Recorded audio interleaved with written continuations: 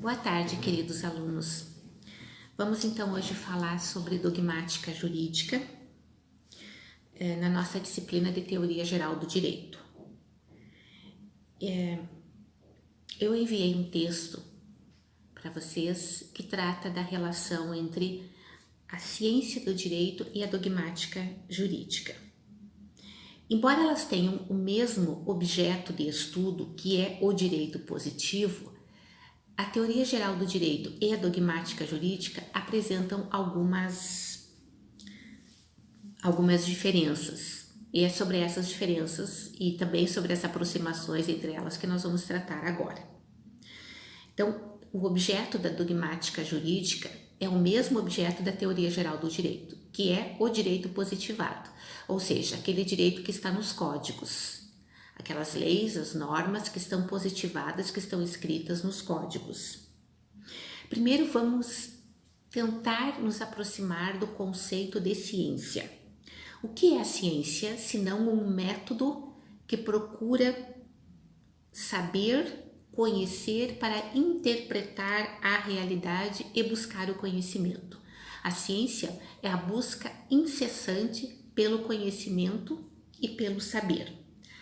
Nesse sentido, nós podemos afirmar que não há ciência neutra, não há ciência pura, porque o cientista ele não consegue abstrair todas as suas subjetividades, ele não consegue se desligar de todas as suas crenças, de todas as suas expectativas, quando ele faz uma investigação e por fim ele chega a uma descoberta. O cientista não consegue transmitir todas as suas descobertas de forma totalmente imparcial. Por isso, nós dizemos que não há uma ciência, mas há várias ciências. Como a ciência é histórica, a verdade científica também é histórica, ou seja, ela está situada num tempo e no espaço. E com isso nós estamos dizendo que o que é verdade científica hoje talvez não será mais daqui a 5 anos, daqui a um ano, daqui a alguns dias mesmo, dado a velocidade com que as coisas acontecem. Por isso a atividade científica ela é baseada no pluralismo de ideias, no pluralismo de concepções, e não em uma concepção modelo. Para a ciência não pode haver um único caminho. Por isso toda investigação científica ela parte de hipóteses, parte de problemas. A partir dessas hipóteses e desses problemas é que eu vou elaborar então uma teoria que explique, que dê solução à hipótese que eu levantei lá no início. O que é a ciência do direito então? Uma investigação metódica, racional do fenômeno jurídico e a sistematização dos conhecimentos, dos resultados alcançados. Então, a ciência do direito investiga especificamente um fenômeno, que é o fenômeno jurídico, da investigação em torno do universo jurídico. E para conversar, para dialogar acerca dessa conceituação e da interpretação da realidade do objeto jurídico, nós temos 2 autores e 2 teorias. Temos a teoria pura do direito, representada por um autor sobre o qual já vimos alguma coisa, né, superficial que seja, mas vimos um pouco de Hans Kelsen, a teoria pura do direito, segundo o qual a norma jurídica é o objeto de estudo da ciência do direito. Kelsen diz que o objeto de estudo do direito é a norma e não a conduta. E não, quando eu avalio uma norma jurídica, quando se cria uma norma jurídica, ela é o meu objeto de estudo. Eu não preciso perguntar, eu não preciso investigar a conduta das pessoas, mas eu preciso saber o que diz a norma. A norma é o ponto de referência para o direito, segundo a teoria pura de Hans Kelsen. E aí nós temos uma teoria que, de certa forma, se contrapõe a Hans Kelsen, que é a teoria egológica de Carlos Coccio. Carlos Coccio é um cientista, um teórico argentino que traçou, que elaborou a teoria egológica. Primeiro vamos entender o que é egologia. Para nós entendermos um contexto, para nós entendermos uma teoria, nós temos que cercá-la por todos os lados. Então, o texto nos apresenta a palavra egológica. Vamos parar o texto e vamos entender o que ela significa. A egologia é a ciência do comportamento da pessoa, ou das pessoas que tomam a si mesmas como referência para tudo. Então, ególogo é uma pessoa egoísta. É aquela pessoa, ela é a referência para tudo. Ela é o centro de tudo, ela não consegue contar nada, não consegue narrar nada sem se colocar no centro das atenções, no centro de referência. Então, essa teoria egológica de Carlos Coccio, esse estudioso argentino, ela vai nos trazer que a ciência do direito está centrada, está baseada no estudo da conduta humana, em sua dimensão social. Então, enquanto Kelsen diz que a ciência do direito deve se fixar na norma, no estudo da norma, Carlos Coccio vai por outro lado e diz que não, que é a conduta humana que deve me nortear para que eu compreenda a ciência do direito. Então, a teoria pura do direito de Kelsen é a norma. Direito é norma. Direito é o que está na legislação. Para a teoria egológica de Carlos Coccio, o direito está ligado à opção humana e à escolha do seu comportamento. Então, o direito estuda o comportamento humano, o direito estuda a conduta humana diante de uma situação e as opções que eu tenho diante de uma situação.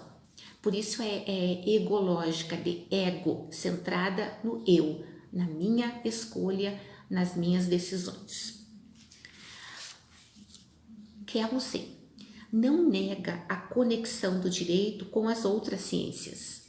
Kelsen reconhece que o direito se conecta, se liga às outras ciências, mas ele diz que para um estudo científico do direito, o objeto de estudo não deve ser outro a não ser a norma, ou pelo menos que deve partir da norma. Outras ciências colaboram com o direito, mas o estudo do direito deve estar centrado, focado principalmente na norma. Se o direito é norma, segundo Kelsen, né? Segundo Kelsen, o direito é norma. E se o direito é uma ciência, se impõe uma pergunta. Uma ciência pode ser normativa? Vamos entender o que estou querendo dizer. Nós estamos dizendo que o direito é norma, focando a nossa atenção agora em Kelsen. E estamos dizendo que o direito é uma ciência. Então, essa ciência do direito, ela pode ser uma ciência normativa? Ou seja, a ciência, ela pode indicar normas, ela pode indicar regras jurídicas, no caso do direito. Kelsen responde que sim, que a ciência pode ser normativa, porque quando diz ciência normativa, ele está se referindo à explicação da norma. Então, para Kelsen, o direito é uma ciência e é uma ciência normativa, porque trabalha com a norma e com a explicação da norma. E aí nós voltamos à pergunta que é central, que é básica aqui no nosso estudo hoje, né, na aula de hoje da dogmática jurídica, se o direito é uma ciência. Miguel Reale, que já estudamos lá quando vimos a jurisprudência dos interesses, Miguel Reale diz que sim, que o direito é uma ciência positivada no tempo e no espaço, ou seja, volta a ideia de que o direito é aquilo que está escrito nos códigos também, mas que essa ciência, ela existe num tempo definido e num espaço definido. Com isso, dando caráter histórico histórico e cultural da ciência do direito. Então, não vale para todas as épocas, para todos os tempos e em todos os lugares. Vale para lugares determinados em determinadas épocas. Então, a dogmática jurídica diz que a norma vigente é o ponto de partida. Dogmática, de dogma, de lei, de algo que se tem como verdadeiro. Existem vários ramos do direito que são dogmáticos, como o direito tributário, o direito penal, o direito processual, o direito previdenciário. São dogmas por quê? Porque eu não tenho ali a incidência de outras ciências, como sociologia, como filosofia, como hermenêutica mesmo. Eu tenho ali a norma, a regra pura e simples, né? O nosso estudo, a nossa atuação ali se baseia no que está escrito nos códigos. O ponto de partida é a norma, então, é o dogma. Essa limitação teórica pode produzir exageros. O conhecimento restrito à legalidade, ele pode cegar para a realidade como um fenômeno social. Então, quando eu digo que o direito tributário é um direito, é uma ciência dogmática, eu estou dizendo que eu tenho que o ponto de partida do direito tributário, do penal, do direito empresarial, que são dogmas, que são dogmáticos, que são feitos, o ponto de partida é sempre o texto escrito, é a norma. Eu não posso cometer o exagero de pensar que a única forma de interpretar esses ramos do direito, mesmo que eles sejam dogmáticos, seja apenas e exclusivamente através da norma, porque existem outros campos que atuam ali e não podemos esquecer que o direito é sim um fenômeno histórico, social e cultural. Então, por mais que predomine sempre a norma, há muitos autores que dizem que ao lado da norma também é possível fazer uma leitura menos apertada, menos restrita, uma leitura um pouco mais ampla, um pouco mais abrangente, que permita que eu entenda o direito como um fenômeno social que rege a vida de pessoas concretas, não são entidades abstratas, são pessoas concretas que vivem em um determinado tempo e em um determinado espaço. Então, qual é a diferença entre TGD, Teoria Geral do Direito, e DJ, Dogmática Jurídica?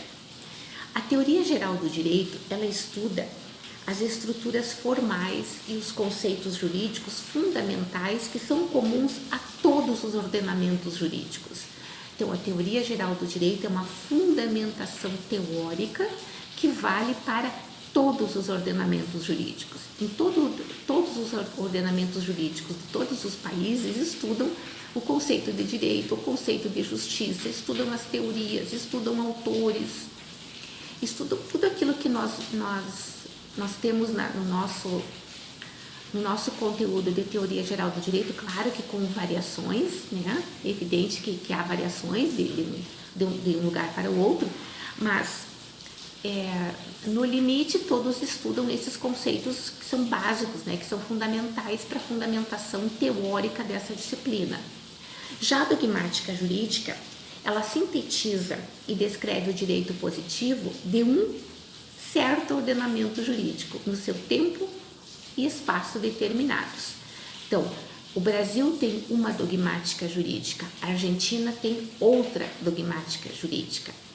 O ordenamento jurídico argentino, uruguaio, venezuelano, de todos os países, é específico, é próprio da sua sociedade, da realidade que eles vivem, das suas referências culturais, sociais, políticas, econômicas, enfim. A dogmática jurídica reflete o momento que a sociedade está vivendo. Então, a dogmática jurídica é própria, ela estuda os conceitos, o direito positivo nacional e histórico, num dado momento, né, num dado tempo e espaço determinados.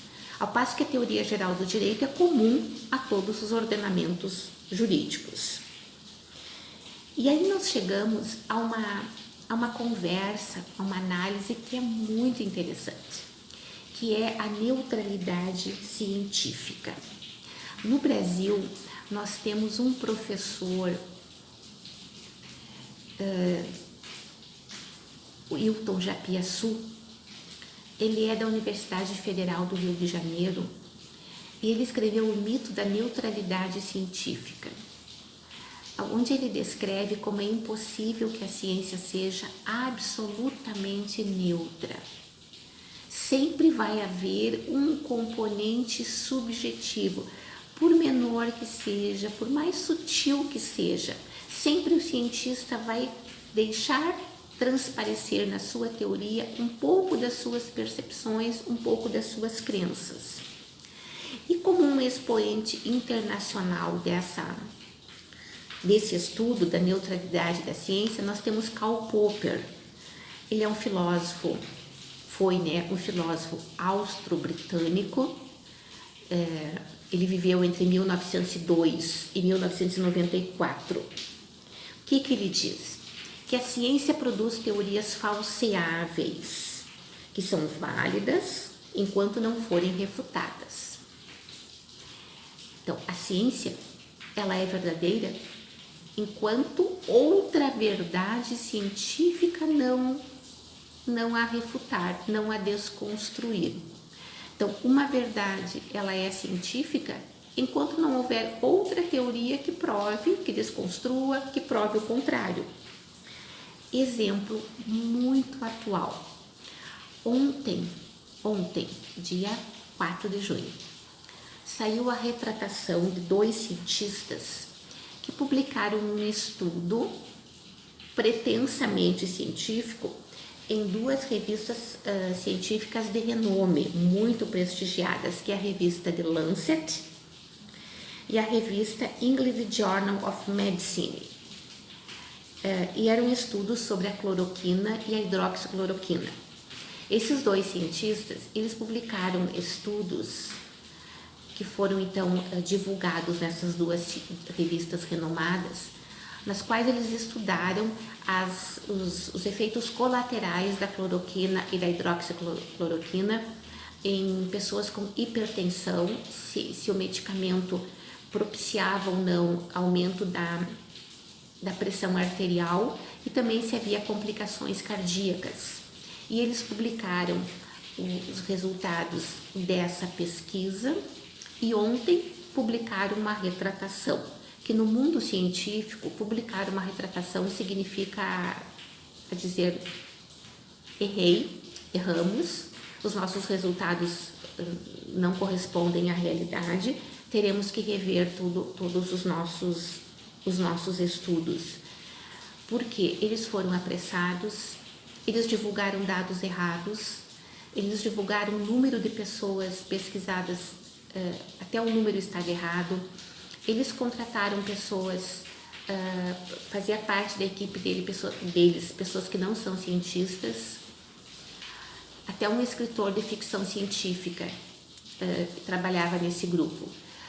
Publicaram o resultado de forma apressada e aí, ao checarem essas informações, ao verificarem esses resultados, eles se demonstraram frágeis e foram refutados, que é aquilo que Karl Popper vai nos dizer lá no início do século XX, né?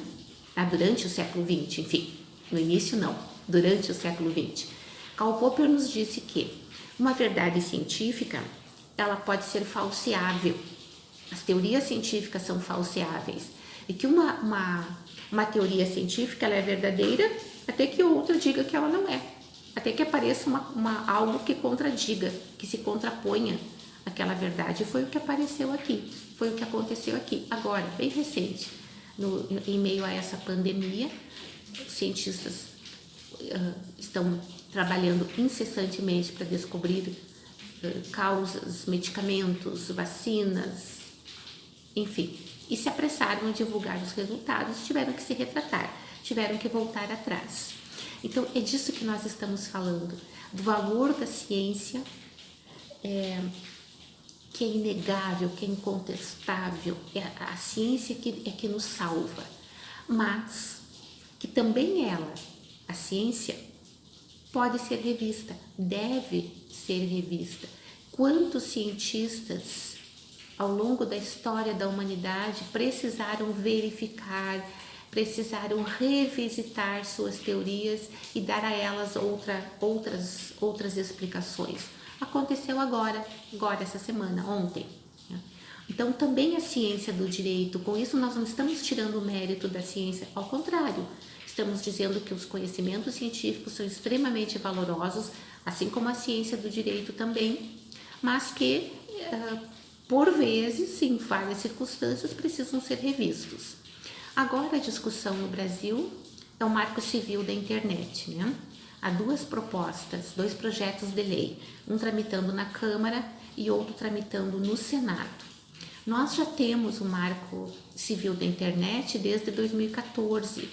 Ele é considerado uma das leis mais avançadas do mundo. Outros países consultam o nosso Marco Civil da Internet, porque ele é um texto bem elaborado, um texto bem feito, tem apenas 6 anos. Mas agora, diante das fake news, diante do mau uso da internet por muitas pessoas, se pretende mexer na lei quando o problema não é a lei. O problema é o comportamento das pessoas. O problema é não saber usar uma ferramenta que é muito interessante, uma ferramenta de utilidade inegável, que é a internet, mas ela precisa ser usada para fins lícitos, jamais para a publicação e divulgação de perfis falsos, de notícias falsas, que podem prejudicar imensamente a vida das pessoas. Então, é o direito agora, com esses dois projetos de lei, olhando de novo uma circunstância, uma situação que nós pensávamos que já estava, de certa forma, definida no Brasil, mas que pelo comportamento, pela conduta das pessoas, se pensa agora que precisa modificar a legislação, quando na verdade o que tem que modificar é o comportamento das pessoas, é a seriedade, é a ética e é o compromisso das pessoas com a legalidade, com a licitude das coisas. Então, a teoria geral do direito é uma visão global do fenômeno jurídico, incluindo política, sociologia, economia, filosofia, enquanto que a dogmática jurídica lida apenas com a norma, apenas com o dogma que é a lei, que é a norma jurídica. A teoria geral do direito tem um espectro mais amplo. Ela olha o direito, sim, porque é o seu objeto de estudo também, mas ela faz um olhar multidisciplinar. Ela faz um olhar buscando recursos da filosofia, da sociologia, da economia, da política, o que torna o estudo mais rico e mais abrangente. Direito é ciência? Sim, direito é ciência. A dogmática jurídica é uma espécie do gênero ciência do direito. E tendo na atividade interpretativa seu objeto de estudo, realizando essa prática através de paradigmas teóricos, com o objetivo de alcançar a segurança jurídica. Então, a dogmática jurídica é uma ciência cujo objeto de estudo é a norma. E para estudar a norma, a dogmática precisa do amparo teórico, precisa do suporte da teoria. E ela vai fazer isso através da leitura, não das outras ciências, como faz a teoria geral do direito, mas da leitura da norma propriamente dita, da norma como dogma, até que outra norma a substitua, né? Qual é o objetivo sempre do ordenamento jurídico? É a segurança jurídica. É para isso que existe o direito, para pacificar as relações sociais e para nos dar segurança jurídica, para garantir que nós tenhamos segurança, que nós tenhamos confiança naquele conjunto de leis que organiza a vida das pessoas em sociedade. Certo, queridos? Eu enviei o texto, está lá no Classroom, é um textinho com 5 páginas, um texto curtinho, sucinto. Leiam o texto com bastante atenção, anotem o que vocês precisam perguntar, ou o que vocês gostariam de conversar. E na segunda-feira, dia 8, a partir das 19 horas, pelo Meet, eu envio o link para vocês com antecedência, nós voltamos a conversar sobre esse tema, dogmática jurídica, teoria geral do direito, o direito como ciência, a neutralidade científica, que são temas muito instigantes, muito interessantes de serem analisados. Bom final de semana, abraço a todos.